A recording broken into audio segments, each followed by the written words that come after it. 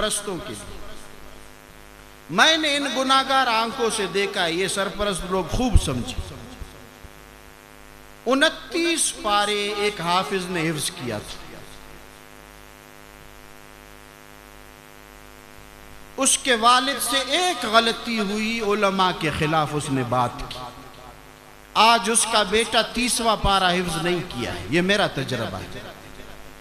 वो ट्रक चलाता है, सिर्फ उलमा के खिलाफ उसने बात की।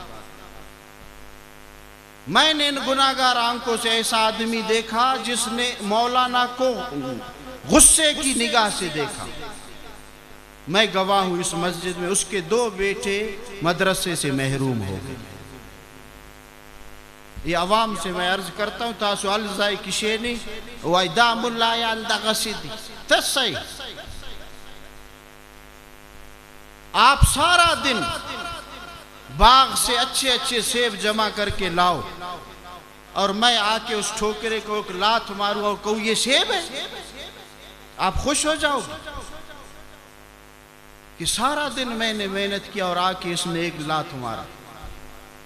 अल्लाह ने इनको चुना है, ये अपने मर्जी से नहीं आए। ये नबी के वारिस अपने मर्जी से बने नहीं है। इनके खिलाफ मुंह खोलने से पहले समझो कि अपने औलाद को महरूम कर रहे हो, अपने आप को महरूम कर रहे हो।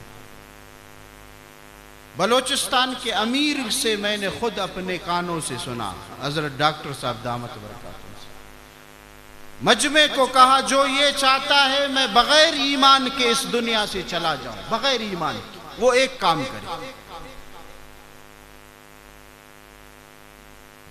तवज्जो है इंशाल्लाह। अगर यह वकार कही बस सोच दागवाड़ी बगैर बेल ईमान इस दुनिया से मैं चला जाऊं, वो उलमा में ऐब ढूंढे बस। एक बूढ़े आलिम ने मुझसे एक सवाल पूछा,